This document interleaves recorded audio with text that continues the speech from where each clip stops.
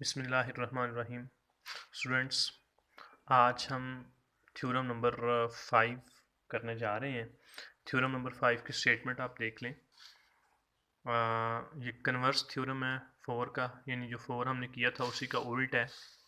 तो आप देखें, इसमें कह रहा है कि any point inside an angle equi distant from its arms is on the bisector of it. यानी कोई एक पॉइंट है जो एंगल के इनसाइड है।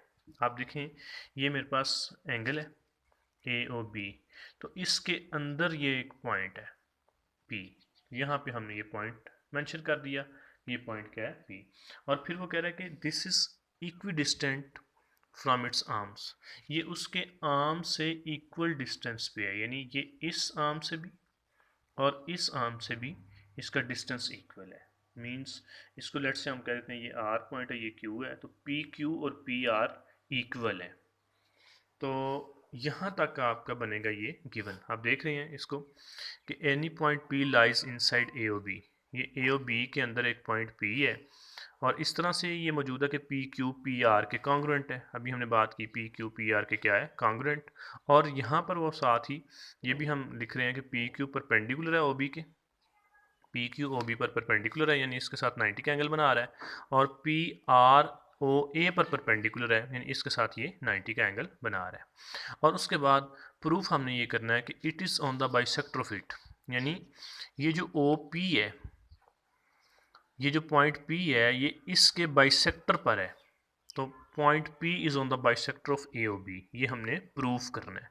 तो कंस्ट्रक्शन में हमने क्या किया, ये जो P पॉइंट था इसको O के साथ ज्वाइन कर लिया। आप इस फिगर को अगर आप देखें तो P को हम ज्वाइन कर लेंगे O के साथ। अब हम जब P को O के साथ ज्वाइन करेंगे तो उसके बाद हमारे पास दो ट्राइंगल्स देखें यहाँ बनी है। एक ट्राइंगल है PQO और एक है PRO। ये दोनों कॉरस्पॉन्डिंग ट्राइंगल्स हैं, तो ये हमने कॉरस्पॉन्डिंग में ले लिया इनको। पी ओ क्यू कॉन्ग्रुएंट है, कॉरस्पॉन्डिंग है पी ओ आर के। अब यहाँ से हम इनकी तीन चीज़ों को, तीन एलिमेंट्स को इक्वल प्रूफ करेंगे या कॉन्ग्रुएंट प्रूफ करेंगे। तो आप यहाँ पर देखें, सबसे पहले हमें नज़र आ रहा है कि ये जो पी क्यू ओ है, यानी ये वाला एंगल 90 है। ऐसे ये वाला एंगल भी कितना है 90।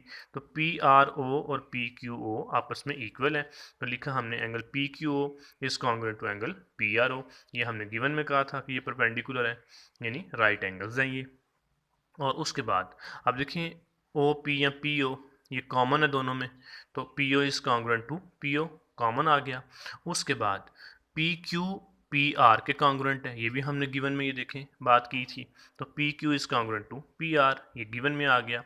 तो यहाँ से देखें तीन एलिमेंट्स इन दोनों ट्राइंगल्स के हमने आपस में इक्वल प्रूफ कर लिए। जब तीन एलिमेंट्स इक्वल जो ना वो प्रूफ हो जाएं तो उसका मतलब है अब ये दोनों ट्राइंगल्स भी आपस में क्या हैं, कॉन्ग्रुएंट हैं। तो इसका मतलब ये हुआ कि अब दोनों जो ट्राइंगल्स हैं जो आपस में कॉरस्पॉन्डिंग थी, अब ये कॉन्ग्रुएंट हो गई। तो कॉरस्पॉन्डिंग का जो साइन है उसकी यहाँ पे कॉन्ग्रुएंट का साइन आ जाएगा। Triangle P O Q congruent हो जाएगी ट्राइंगल पी ओ आर के। इसकी रीज़न क्या है, hypotenuse side is congruent to hypotenuse side.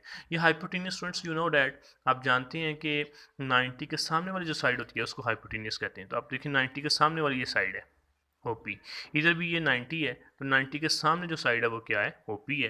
तो एक चूंकि हमारे पास ओपी थी, यानी ये वाली साइड थी, हाइपोटेनियस थी, और एक साइड दूसरी थी। तो तीसरा ये एंगल हाइपोटेनियस के सामने जो एंगल है वो 90 होता है। तो यूं ये हमारे पास आ जाएगा hypotenuse side is congruent to hypotenuse side. अब देखें, जब दो ट्राइंगल्स कॉन्ग्रुएंट होती हैं तो हमने पीछे बात की थी, अब उनका हर एंगल और हर साइड भी क्या होता है, कॉन्ग्रुएंट।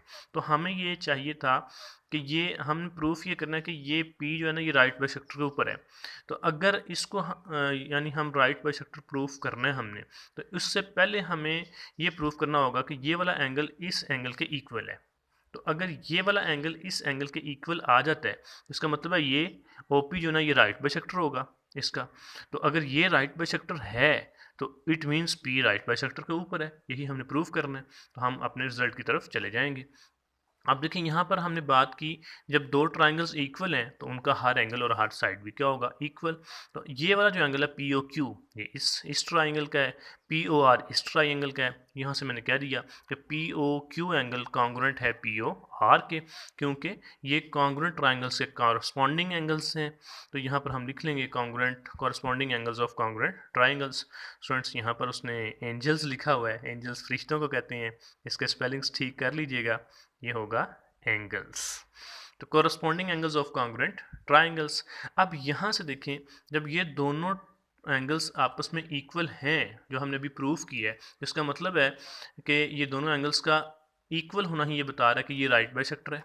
और अगर ये राइट बाइसेक्टर है ओ पी, तो इसका मतलब है पी जो है ना वो किसके ऊपर है, राइट बाइसेक्टर के ऊपर है। यही हमने बात की कि P is on the bisector of angle A O B. तो स्टूडेंट्स हमने ये प्रूफ कर लिया कि जो P है वो एंगल बाइसेक्टर के ऊपर है। यही हमने प्रूफ करना था, प्रूफ में भी हमने यही है कि P जो है वो बाइसेक्टर के ऊपर है। सो आपका ये थ्योरम क्लियर हुआ। तो होपफुल आपको ये समझ आ गया होगा और इनको आप लर्न भी कर रहे होंगे। आपको मैंने बताया भी था ये बड़े इंपॉर्टेंट हैं, बोर्ड में 8 नंबर का ये थ्योरम एक आता है। तो स्टूडेंट्स अच्छे से इनको लर्न करें ताकि हमारे टेस्ट अच्छे से हो सकें। अल्लाह करीम आपका हामी नासिर हो, आमीन।